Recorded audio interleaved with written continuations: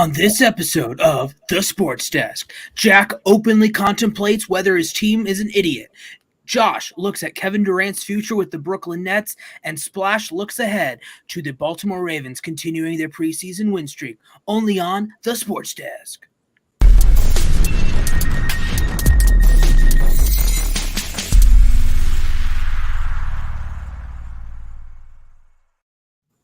uSTADIUM Nation, let's ride!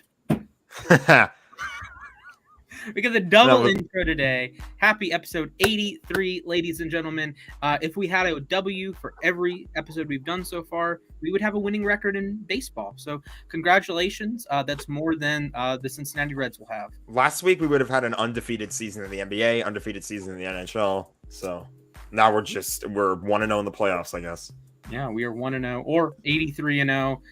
Word to the no team's ever going to go 83-0. Let's just be honest here. Besides us, clearly. How many? If you had like the all-star roster in each sport, how many games do you think you'd win? Like if you had the entire Pro Bowl roster on your team, how many games do you think you'd win in an NFL season? Pro Bowl roster, like when it first comes out, or Pro Bowl roster when the Pro Bowl is played? Let's go Pro Bowl roster when the Pro Bowl is played. You'd have a winning record, but like none of the main guys play. You know what would be fun for the Pro Bowl? I actually just got came to mind. I'm talking about like even when the roster's at the end, like Patrick Mahomes was still a Pro Bowler. Yeah. Or Allen was still a Pro Bowler. No. Allen wasn't a Pro Bowler. It was Herbert, Mahomes, and Lamar, right? Wait, I guess Allen was selected. Then Allen might have been a backup. My thinking is this is my new way that just to save the Pro Bowl that just came to mind. What if they just made they moved it? This could sound totally ridiculous. This is just me thinking out loud. Uh-huh. They move it to the week after the Super Bowl, and the team that wins the Super Bowl plays against a single all-star team. No one would decide that. I don't think anybody would, but he says 12-5. I don't know. I don't think anyone in the Super. Imagine you win the Super Bowl. It's you get to play another week of football. Yeah, exactly. It's that would be a problem with it. You wouldn't know who would even want to play because would the starters even take it seriously? It's no. you get to play another. Yeah, that would probably be dumb. But although it was an idea. One of my good memories, February 8th, 2009, Larry Fitzgerald had a monster Pro Bowl, and I thought 7-year-old me thought, wow, the Cardinals got another shot to beat the Steelers. Yay. And I didn't realize it was the Pro Bowl. I just saw, Fitzgerald 2 touchdowns. It's ooh, yay, Larry, go Larry. I still have a Larry fathead on my dresser. So, ladies and gentlemen, episode 83, Jack's on the right, Josh is on the bottom. Hopefully you can read because we do have name tags. Word to the LA Rams jerseys, by the way. Yeah. Or at least the bone ones have name tags, we'll say. Although I guess other teams could technically have them too if they put them in that location. But regardless, should probably dive into some hot takes because yes, sirree. We are going to go. Plenty to go around. We have Splash Cash Part 2 today. It is Vaughn Grisham, the number 1 prospect in the Braves organization. I said he would get his first MLB hit tonight. He's batting 9th. Josh, will Vaughn Grisham get his first MLB hit? I disagree with the take, so I don't think he will. It's especially coming from Double-A. It's tough going from 85 and 90 in Double-A to 95 in the major because it sounds like something 5 miles per hour. It's a big difference. That's when you start to notice the real difference. It takes a couple games to get it. Okay, Jack. Agree. I don't know. I don't have too much context. Again, baseball casual, but I'm gonna have some fun with this one. I don't see why not. Also, Hipster Genius in the chat says they did that in 1976. The Steelers played a team of college all-stars and injured a ton of them, including their own first college all-stars. I don't agree with that. Yeah, that's the worst team in the NFL. Yeah. This was in the 60s. I believe there were a couple. It was essentially Pro Bowl team versus college all-stars, which is an absolute disaster. I do think the college all-stars won at least one of them, but that's more of the NFL team didn't try. So that's, to me, that's the problem. It's that was the other flaw with my idea. It was the NFL team's not going to really care, it feels like. Right. Yeah, absolutely. And this is a situation to me that other sports, I think there's not as big of a gap, like athletically, like NFL wise, it's a gigantic gap. So I was reading something the other day, or watched a video, and it was, oh, well, can a high school player jump right to the NFL? No, there's to do that. That is a one of a billion to me, like genetics you'd have to have. The guy that made the video said, like, maybe Adrian Peterson, and he also threw in Percy Harvin. I'm a Harvin guy, but I don't know about that. Adrian Peterson, maybe, but other than like the freak of nature AP, I don't think anyone can go from high school to the NFL. Now, high school to the NBA, okay. High school to Major League Baseball, even then, like Michael Harris is the youngest player in baseball. He's 21. Like, he's older than I am by 2 days, but he's older than I am. Vaughn Grisham is 21. They were 2019 draft picks. That's very quick in terms of MLB time. So I don't see it with NFL players being able to jump right from high school, or even freshmen. It's hard for me to think, oh yeah, this freshman, like when Trevor Lawrence was coming out of Clemson, would he have been the number 1 overall pick? Yes. Would he have played immediately? I wouldn't have played him immediately. Especially in football too, it takes that time to grow into your body. Yeah, and it's like you have grown man. There's no need to rush them, get them injured, especially NIL now. There's no need to do it. Absolutely. Speaking of football, NFL was back Thursday. We have more games tomorrow. We have a take from Nick L. He says Sam Howell starts at least one regular season game this year. Interesting. So he is currently the third string quarterback for the Commanders. You have Carson Wentz. You have Taylor Heineke. We're basically banking on another Commanders just QB disaster for that to happen. I don't think it's the worst take. Yeah, I think it's certainly in the realm of possibility. Like if you have, let's say they're 6-9, nice at the end of the season, maybe you let Howell play a couple games. Sure. I think there's 3 ways this happens. 1, injury. Hope we don't have injuries. Yeah, 2, obviously hope for no injuries. Like if you're Washington and Wentz gets injured, or Wentz, let's say for the sake of not injuries, let's say Wentz put a parlay together for preseason NFL games and gets suspended for a year. Would you play Heineke or would you play Howell? Because I would have the argument you could play Howell, at least see how it goes for a couple weeks. That's what I would do. Yeah, I think that's a good argument, because there's Heineke's already proven that he can do some good stuff. So you should probably try out Howell early on, see what you're getting there. I don't know if that's worth it though, over starting a guy that has proven he can do something. He's shown flashes before. He's obviously not the greatest quarterback in the league or anything like that, but Heineke's shown some stuff before. He does play with big kahunas, I'll say that. We got Henry. He says at least one team playing Thursday, that's tomorrow, will score 4 or more offensive touchdowns. So that's Giants at Patriots and Titans at Ravens. 4 or more offensive touchdowns. Let me say, Who are the Ravens playing? The Ravens played in Who are the Ravens playing? Tennessee. The last time the Ravens were in the preseason, they scored 37. See, preseason games can be pretty wild. I think that. How's it going, Joe? The Giants-Patriots game will not have 4 touchdowns combined. Okay. Whoa. Okay, make that a take. I'm going to disagree with That's a fun take. Because what? Vegas scored 3 touchdowns and 2 field goals? Yeah. I'm going to disagree. I think it could happen. There's a chance. Preseason too is when it gets to the fourth quarter, you're not really running out the clock like you are in a regular season game if you're up. Mm-hmm. You want to see what the guys have. Look, okay, here's my argument for why I would agree with this. I agree with you that Giants, Patriots, I don't think either team's going to sniff 4 touchdowns. But what I do know about the Ravens is that the Ravens care a lot about preseason, and this is coupled with the fact they have a very good backup quarterback. So Tyler Huntley is going to play a decent chunk of this game, probably at least 2 quarters. He's better than every other backup in the NFL. Maybe not every backup, but he was going to be one of the stars of the preseason, if you will. We should do a this or that one day with backup quarterbacks. That'd be That'd fun. be the most boring segment, but also an entertaining segment. It would be entertaining and boring at the same time. It'd be like, would I prefer to have one horrendous quarterback or another horrendous quarterback?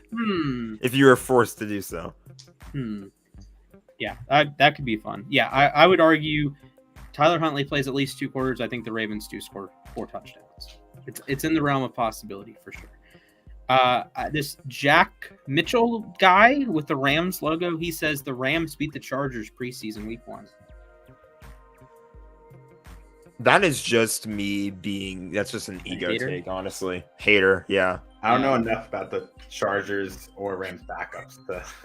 I'm pretty sure they have better backups than we do. I do I like don't our... think a single starter on either team I playing a think- minute in that game. Yeah, no, for sure. They won't. Hey, did you guys see Deshaun Watson's going to play in the preseason? Oh, yeah, sure. We're going to touch See, on that later. but But I kinda- Deshaun Watson. We'll get on. Yeah. Well, I'll wait till later to comment on that. Yeah, just an ego take. I mean, it'll be an interesting test of our secondary depth because we drafted a ton of DBs during the draft this year. So. Oh, do I need to do my Rams defensive back section? Soapbox? Do you want to? Or Yeah. how long is it going to take? I don't know, like 30 seconds. Okay. Okay, the Rams drafted 2 corners I think should start day 1. I know they just traded for Troy Hill again, but I think Darian Kendrick from Georgia and Clemson could start week 1. And the Kobe Durant could start week 1. Yeah. It's going to end up being probably Ramsey, one of them potentially, and then Troy Hill. But I would argue maybe start them over Troy Hill. I don't know why they went and got Troy Hill, but Kobe Durant, very good at football. Darian Kendrick has played in some massive games and has had his head on straight. If he didn't, or on the football field, if he didn't have off the field issues, I think he would have been a top 4 round draft pick. And if Jacoby Durant didn't go to South Carolina State, he's a 3rd round pick. Good stuff, Rams. I really like what I'm seeing out of the Kobe Durant in camp. He looks fun to watch. Guess what my buddy's doing tonight? I'm curious. He is doing a Pioneer Baseball League broadcast with Bob Costas. Ooh, That is fun, actually. Yeah. Also, Brandon Drury just went ding dong. Okay. Any other takes you want to get to, or shall we get into the main show? I don't know. Nothing's too outstanding for right now, so we'll see. But all right. Well, that was the. I could also just not be looking at other sports. I could mention Frankie's take about how Kevin Durant's going to get traded to the 76ers before the season. All right, let's talk about it, Josh. No, we'll go into more Kevin Durant later. I still don't think he'll be traded. It just, and I think if it's traded, it's the Raptors or Celtics at this point. The Celtics. Ooh, man. That would kill me, but I think that's the best package. That would be 2 times Kevin Durant went to the team that just lost in the finals. The Pelicans too actually can offer. See, if we traded for Durant, I'd be okay with it. I don't want Kyrie, but KD I'm fine with. I think they'd have to trade Anthony Davis and more. Is He was Anthony hurt a Davis lot the last top 10 season. player in the NBA right now? What was the question? Is Anthony Davis a top 10 player in the NBA right now? When healthy, yes. When healthy. I think he's top 5 when healthy. Listen. I know health factor, sure. I don't think he's a top 5 player right now. I don't think he's a top 10 player. He's a guy that I've been reading Bill Simmons, like the book of basketball, and he talks about the secret.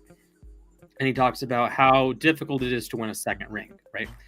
And that's like why the Bulls are so great, why Russell's teams winning 8 in a row and then 2 at the end were so great. The problem is, I don't know if Anthony Davis still has that will to win and will to be great because he's won before. He might be a guy that I don't want to say likes losing or is okay with losing, but he is not so committed to winning because he already has one. And this is, to me, what's going to separate him from the up-and-coming stars of the league, Luka, Embiid, Jokic. Those guys haven't won anything. They have something to look forward to, and I don't think Anthony Davis is fighting any demons or anything. Like, I gotta win a second one. LeBron's trying to win a 5th one. Yeah, that's kind of ironic when you consider who his teammate is. Yeah, I agree. I don't think Anthony Davis has that same fire. It's lacking. Like Pelicans, Anthony Davis, and early Lakers, Anthony Davis, 100% top 5 or top 10. But I see it now. I would take LeBron. I'd take Durant. I'd take Embiid, Jokic, Luka, probably Steph, Giannis 100%. And then I think you even have the argument you probably take Jimmy Butler. Nope. Oh, Jimmy Butler play in the playoffs, man. Jimmy Butler's just built different. When Anthony Davis is healthy, there's no one in the NBA can do what he does. I mean, sure, but he can shoot the three, he can post up. He's got, if he comes back and he like has a lot of healthy time this year, I think he's just got to show again that like he has the will to go out and win again. He can switch on the guards. He can protect the rim. I don't think he does that, and it's like 80% of what it used to be. I get that he checks off the boxes, but a long time ago, those were like big time Sharpie, pew, pew, right through, and now it's like, yeah, I guess. And then you get like a little pencil mark that can be worn away just by it existing. So being the top page on your notebook, and it just rubs away over time. So is he a great player? Yes. Is he top 20? Probably. But I mean, Paul George, Kawhi Leonard, they exist still. I know Kawhi is the same when healthy attachment, but I think I would take a healthy Kawhi over a healthy Anthony Davis for 82 games. And then in the playoffs, I don't think it's a contest. In the playoffs, I don't think it's a contest with Butler either. So there's me. There's my Anthony Davis side piece today. So we had football last week, ladies and gentlemen. Did any of you watch any part of Jacksonville, Vegas? I'm kind of ashamed to admit that I had the entire game on. I had it full screen to start out with, and I just kind of put it on in the background eventually. But I did have the entire game on.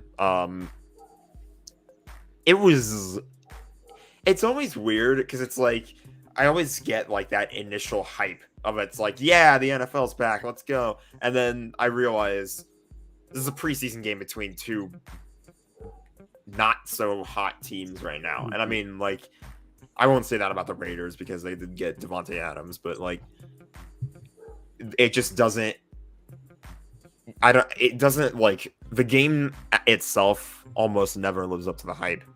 It's just like it's a preseason game. It's a standard preseason game.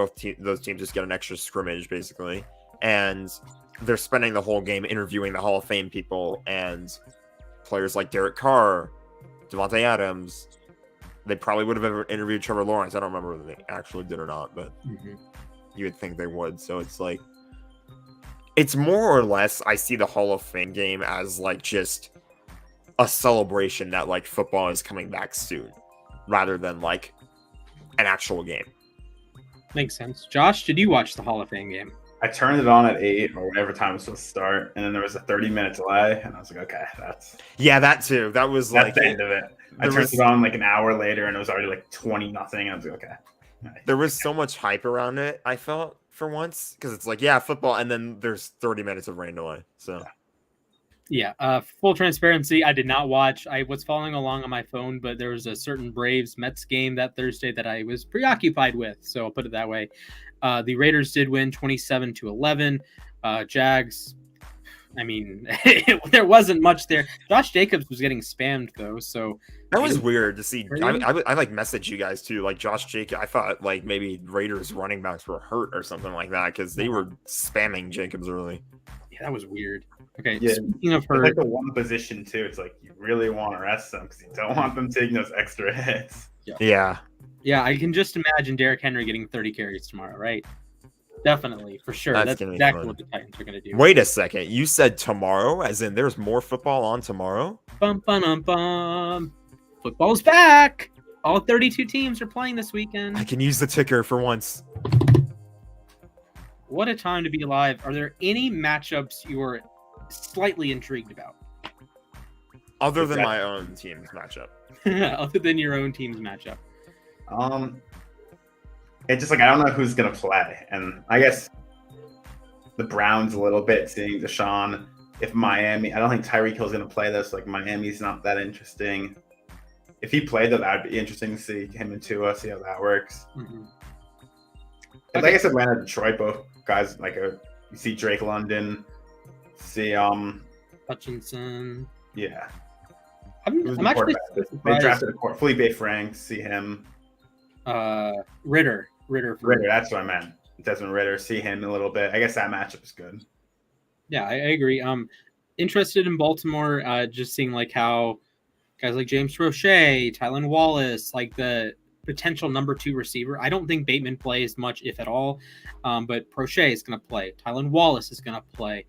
I'm actually a huge Wallace guy. Also, Devin Duvernay is going to play. And then the Slade Bolden's going to play. So I'm excited for Tylan Wallace. I think he can show out a little bit. And around the league, I'm just excited to see some rookie quarterbacks play. Maybe Kellen Mond a little bit in Minnesota. He's a second-year guy. Who's Seattle's third string? Do they have one? Well, I mean, they know. have one, but I don't think he's notable. Yeah, because it's like I'm curious what Seattle's going to try out with Malik Willis quarterback tomorrow. situation. Ooh, okay. Malik Willis is exciting. I'll give Yeah. that one to the Titans. If he does play, yeah, that's pretty exciting. Yeah, Willis versus Huntley. Would be a fun matchup for a couple quarters. Who knows? So I'm curious how many of these are like actual matchups later on in the regular season. I know Rams Chargers is. I don't know specifically Ravens anything else Titans right is now. not. Giants Patriots. I do not believe is. Falcons Lions. I think so. That sounds like one. Yeah, Cleveland Jacksonville. I don't believe so. Jets Philly. No.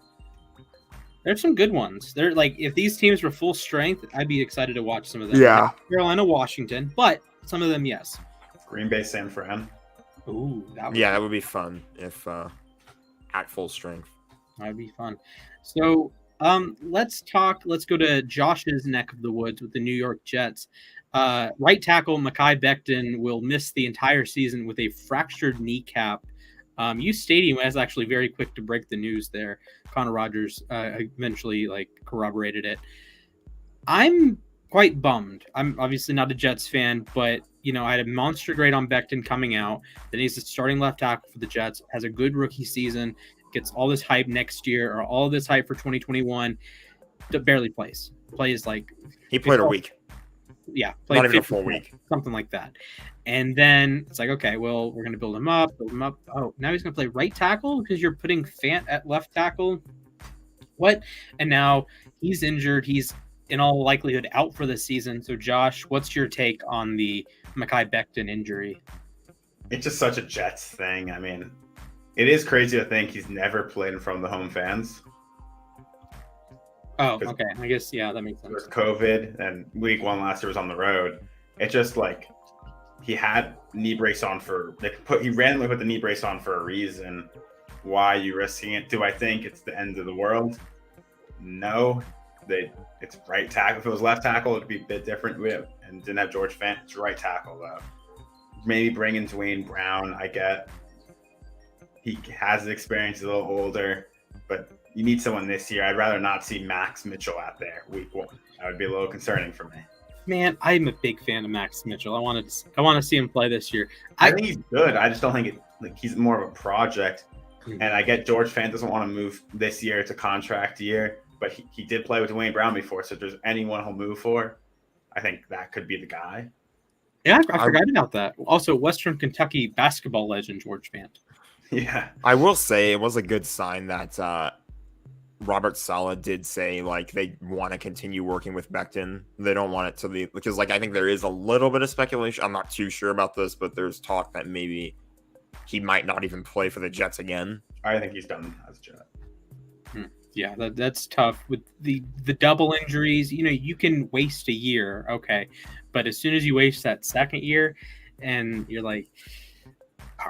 And there were already issues. The Jets have been concerned about his weight. The Jets even moved him from left tackle to right tackle. So the Jets aren't as high on him as they were draft day, or even last year at this time, they were probably over the moon to still have Mekhi Becton. And he was getting love as a top 10 tackle in the NFL from executives, general managers, head coaches around the league. He was a stud, bordering on a superstar tackle. And then he's going to play 1 out of 34 games. And for context, the Cleveland Browns 2016-2017 won one game Mekhi Becton over 2 years is going to play one game.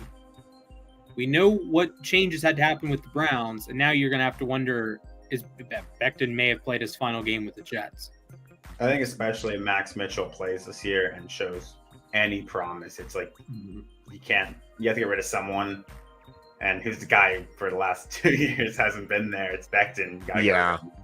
It's unfortunately kind of a no-brainer in that scenario where it's like, if you have to lose somebody, the first guy you look at getting rid of is a guy that's been hurt for 2 years. So, and there'll be a lot of things to consider too. George Fant's a free agent after the year. Who knows if they re-sign him? So I think it'll be more. They'll see where they are next year and then figure it out.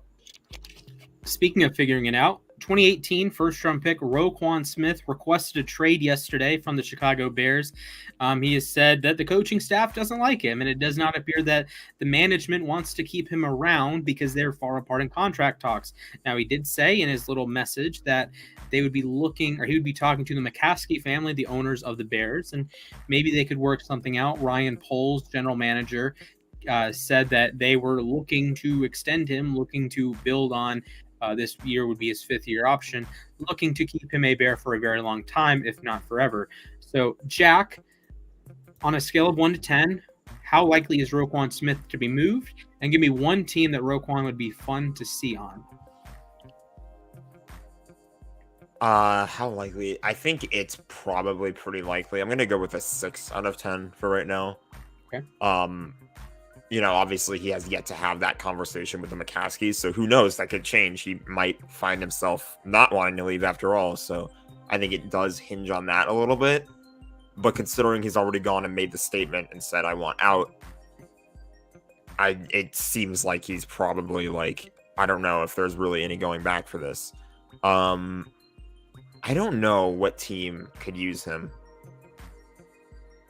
That's an interesting question. All right, Josh, odds 1 to 10. How likely is Roquan not to play for the Bears this season? And number 2, where is a landing spot you think he'd be a good fit? Ooh, I would say like 7.5 that he gets traded. Good fit.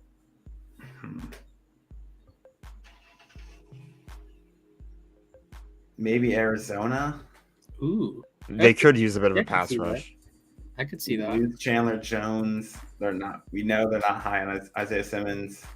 Maybe get Roquan Smith. I don't know. You're giving up for him, but okay. I just think I get if I'm Roquan Smith, I don't want to be. This team's completely rebuilding. I just went through a rebuild with them. I get why he wants to leave. For sure. This is interesting. I say it's a 3.5 out of 10 that he gets traded. But if he were to be traded, I think Baltimore is an awesome fit. He can be the linebacker with the brain, literally LB, linebacker with the brain next to Patrick Queen, who is just a pure run hit, does not play the linebacker position with the sense of a linebacker, but man, can he hit. I would give up maybe a second. I don't know what the Bears don't have much leverage in this situation, but maybe a second and a fourth, something like that. Maybe you can get a first for him. So here's something I actually just recently found out. I don't know how recent this is, but apparently Chicago actually went and took him off the PUP list. Mm-hmm. Basically what that means is like, so while a player is still on the PUP list, they still have to be paid their full salary, but now that he's off the list, they're no longer obligated to do that. So basically it's like saying either you come start practicing for us and working with us again, or keep negotiating, or we don't have to pay you. Okay, so from thewindycity.com, this is the fan-sided site for the Chicago teams. Here are some packages, and I want you to give me your initial thoughts on these packages, if they were to happen. Okay, so this is with Dallas. Future first, future second, future fourth, and a linebacker named Devin Harper. I don't know if they're getting that much. It seems like a lot in the article. That's a lot. That's more than we see these receivers going for right now. And I get pass rush is more important, but like you have to look at what the market's been. All right. Raiders send future first, 2 future thirds, and a future sixth, and get Roquan Smith. I don't hate that, considering you're not giving up an asset in return. I think that it's a lot, obviously, but I think that that's actually something that could maybe work for the Raiders. And who knows? I feel like the Raiders, I think we can agree, Splash, they need a little more pieces before they can start really contending for the AFC West. So I also think if you're the Raiders, you have to know for the last 10 years, it's a new GM, but you haven't been good at drafting players. So for some teams, picks might be worth more. If you're the Raiders, picks are worth a little less. So getting rid of a 3rd round pick if you're the Raiders isn't as big as it is if you're the Patriots. Sure. All right. This is with the Dolphins. The Dolphins trade Preston Williams, a 1st, a 2nd, and a 5th. I don't know if they're going to want to trade a 1st. what position is he again? Is it just linebacker for linebacker? Yeah. Wait, no. Preston Williams is a wide receiver. Yeah. Oh. I don't know if they want to trade another 1st, knowing Tua might not be the guy, and we just lost a 1st. See, I like the idea of Chicago getting a wide receiver, though, because I feel like they need another wide receiver. All right. So it's the Atlanta Falcons. Of course, Roquan went to Georgia. Remember that. The Bears would get a future 1st and 2 future 2nds. No, if you're the Falcons, that makes no sense. I agree. That harms the Falcons. You're rebuilding. Why would you trade a 1st and 2 2nds to pay a linebacker? I also don't think Roquan Smith would want to, obviously he doesn't have a say, but why would he want to go there? Hey, it's not a better situation than the Bears. Valid point. All right, last trade. This is with the Washington Commanders. Future 1st, future 2nd, future 4th, and linebacker David Mayo. He still gets to get featured in the commercials, right? The mayonnaise commercials. Yes. Yes. It seems like what the Bears fans want. It seems realistic. Yeah. Yeah, you have to remember this is from a Bears website, so it's like... Good point. This is a valid point. Look, he's a 2-time second-team All-Pro the last 2 years. I get that. I don't think I'd part ways with the 1st-round pick for Roquan Smith. I don't think that's a reasonable price to ask. When you consider, even a guy like Devontae Adams went for a 1st and a 2nd, right? You have Hollywood Brown went for a 1st. Well, Hollywood Brown went for a 1st-round pick. I can't. You were happy about that, though. Yeah, I can't believe I cannot believe that happened still. But he went for the equivalent of the number 28 pick in the draft. I don't think in good faith you can trade a 1st-round pick for a linebacker in today's NFL economy. I think it matters who you are, though. The Falcons, no, your pick's going to be top 5. You should never do that. If you're the Ravens or even Arizona, you have hopes that your pick's going to be late in the 1st round, hopes of making – this gets you over the edge this year. Mm-hmm. I think it'll be understandable. I don't know.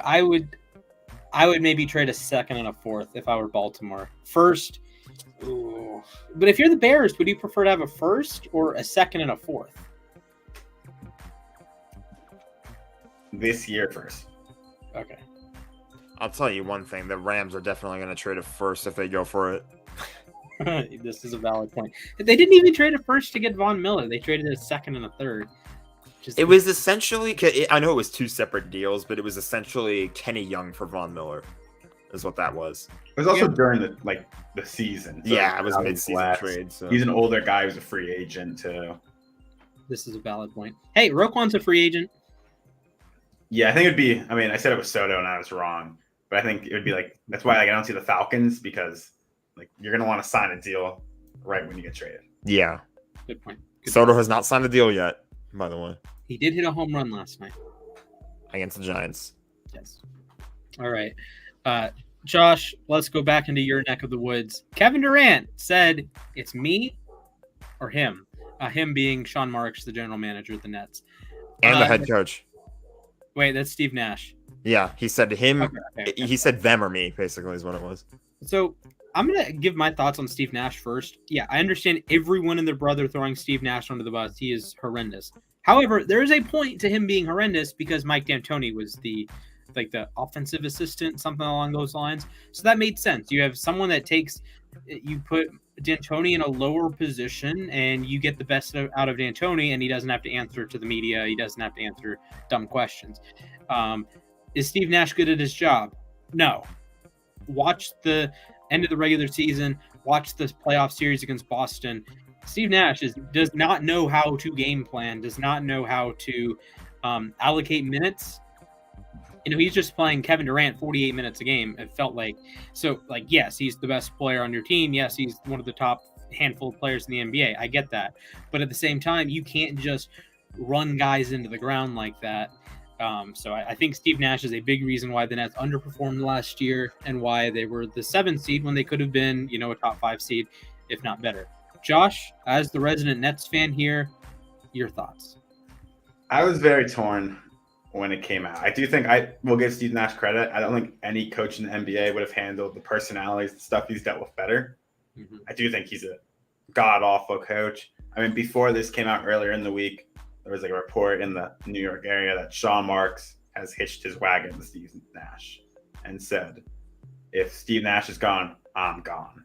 So part of me believes that Kevin Durant just wants Steve Nash gone and understands, but he signed an extension. He signed with the Nets with Sean Marks as GM. I think Sean Marks is a terrific GM. I get people are mad about some of the moves he's made, but he was forced to make the James Harden move. He traded James Harden for a lot more than I thought he would. I just think if you're the Nets, you have to think 2 years ago, you regret not hiring Ty Lue. Hey, go Cavs. Ty Lue would have been a great hire for Kevin Durant and Kyrie, someone they respect. I don't know if you're the Nets where you go from here. I don't think you trade him, but at the same time, how do you game one have these two guys in the locker room and Sean Marks is the head guy? But people blame. I'll give Steve Nash some credit. It's not his fault. Kyrie Irving didn't play this year. It's not his fault. Ben Simmons didn't play when he came back. It's not his fault. Joe Harris got injured. He got a lot of bad luck. Mm-hmm. I think there's a way you have to figure this out if you're the Nets, and it doesn't even make sense from KD's perspective because you just killed your own trade value. If you want to leave, you just made it harder to get traded. This is fair. Jack, what are your thoughts? I think I'm not entirely sure what team is a good fit for Durant, but I honestly feel like now it's kind of like it's tough to say whether or not he gets traded, but I've heard that like the Nets ownership is happy with their current coach and GM, so it's like I don't really see a way that out of this. Like I feel like Durant is going to get moved, but I don't know how likely. Like it's tricky too because like with other teams, he doesn't have any leverage because other teams know he wants out. Mm-hmm. So it's like. Yeah, I never thought I'd be saying this.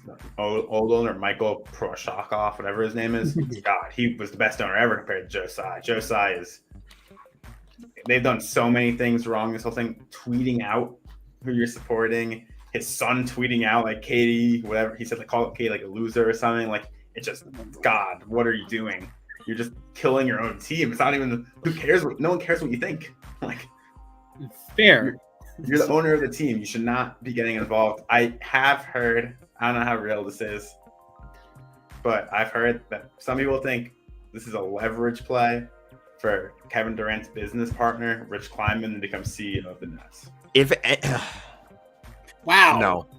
No. That's like conspiracy theory level. That's not, it's what. Do I need to get Conspo? I think you need to get Conspo. It's okay. I have a friend. It's a long story, but it's something I've heard. I don't think it's a real thing. That seems so convoluted to be true. That's all I'm gonna say. That seems like way too convoluted to be true, honestly. Yeah, but I would never believe it's just like everything that in the NBA is like so ridiculous. Like the players have so much power. Where it's like I wouldn't believe any of this stuff. I just realized how ironic it is that we have a snake when we're talking about Kevin Durant. This is fair. So yeah, we got Conspo out for Kevin Durant's business partner wanting to be CEO of the Nets. I mean, to be fair, his business partner, I would be very. Listen, partner's a very smart guy. In this day and age, if you want a leverage in anything as an athlete, all you have to do is remove the team's name from your social media bio. It's so weird too, because like you have Kyrie who wants to play with the Nets, and like we all know him and Katie are very close. So I feel like Kyrie wouldn't want to be a Net if Katie didn't want to be a Net. I feel like they're hitched that though. That's why Kyrie and Katie came to the Nets to play together. I mean, I know Frankie thinks it's the Sixers. I don't know what the Sixers are offering. I don't think a Tyrese Maxey-based package is good enough to get him. The Pelicans would be my dark horse. I think the Pelicans it's in the Western Conference. You can get Brandon Ingram, Josh Hart's not there anymore. I don't know who else you'd put in it, but you can get some pieces. I wouldn't mind Jaylen Brown. I just don't want him in the Eastern Conference. This is fair. So let's wrap up with some baseball talk. Jack, your team is on fire. Josh, your team is struggling. Splash. Well, my team is getting all of the injuries to second baseman. So, Jack, your Dodgers are rolling. Since July 1st, they are on a pace to win 137 games. Ridiculous. Which is 21 more than the record. I'll throw that out there. Who do you think is one like piece that may not be the biggest name, like not a Freddie Freeman, but who's someone that's really playing well this season and has put the Dodgers in a situation that they have the best record in the National League, one of the best records, if not, the best record in baseball right now? I think it's tough to say like a singular piece. I think a lot of it just comes from their depth. I think a lot of people obviously jump for the whole, the Dodgers bought their roster, and it's like their depth is absurd. Their pitching rotation is losing so many pieces, and there's still like everybody's still kicking ass in their rotation. There's just like I feel like it's really tough to put it on one single guy. Obviously, you have the stars coming up. I think Bellinger is kind of bouncing back a little bit. He did hit 2 home runs as of late against the Padres. I think there's just overall there's also like that winning culture. I feel like the Dodgers have, like, they're expected to destroy the Padres, even though the Padres just got a significant upgrade. I'll say it too. They got a lot better at the trade deadline. Mm-hmm. No one is expecting them to beat the Dodgers, at least not right now. Obviously, that could be different come October, but right now, no one's expecting them to like really do too much. And it's just, I think the winning culture is more of a big part of it than just one single team. I think it's kind of what has been surrounding this team. Also, #win for Vin. The Tyler Anderson plus Tony Gonsolin plus Andrew Heaney combination, 27-2. Unbelievable. That's never a combination I thought someone would say. Yeah. I mean, if you told me that they would win 27 games, I'd also think, they probably lost 30 of them too. But here we are, 27-2 in mid-August. Josh, tell me about the Yankees game last night. Oh my God. I mean, it just like, it was a great pitching matchup.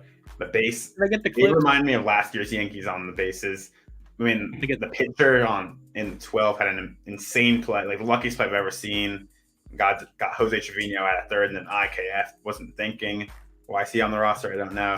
It was just like both teams, honestly, just wanted the fun. They were trying to lose the game, I believe. Like they real quick for those. They both bet on the other side. So for those without context, it was a 13 innings scoreless game until a walk-off at the end of it. Yeah, it was very long. It was exciting though. Like you'd think a 0-0 game would not be. I think baseball and soccer, I feel like, are the two sports where like a 0-0 game that goes like into extra time, I guess we'll say. I guess in baseball it's extra innings, but like I feel like those are the two sports where like a 0, maybe hockey too, where like a 0-0 game is pretty intense, like when it gets down to the nitty gritty, because it's like who's gonna score, who's gonna end it, and then in like. It was like the game became who wasn't going to make a mistake. Because they were just making so many mistakes. If it was an NFL game, I would probably turn it off. I don't think it's that entertaining to see a 0-0 game. It would be awful. I mean, the game was till the 9th was pretty fast. It was like 2.5 hours going to the ninth, and then the next 4 innings took 2.5 hours. And Splash pointed out in two extra innings, the Yankees had 4 at bats.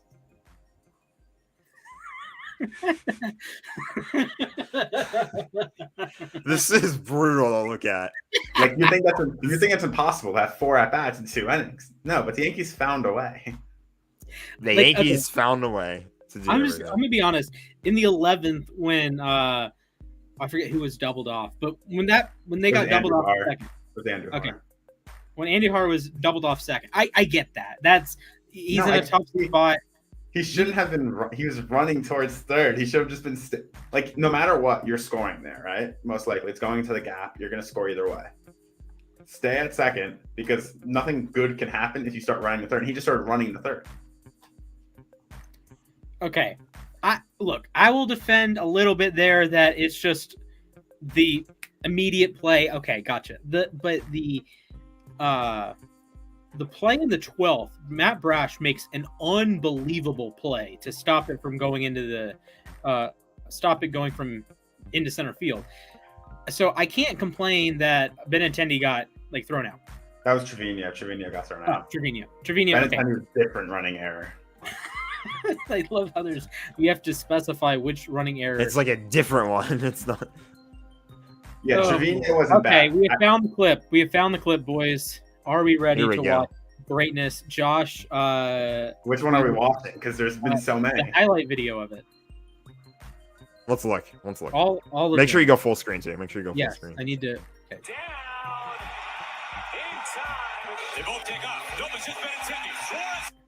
We hear the audio, so that's that. Okay. Are you good? Full screen? Full screen. Go. Yeah. Hit play. So that's an unbelievable throw by Cal Raleigh to get Judge out. Yeah, there's a lot of good defensive plays by both teams. Pick off here. Oh, man. Oh, my God. I just don't. Why were they stealing? Why were they even stealing? Why would you try to steal there? The Brash just what? This play was insane. That was just so lucky. But it's like IKF. Like, what are you doing? Why are you going to second? There's no need. Aaron Judge is coming up if you don't go to second.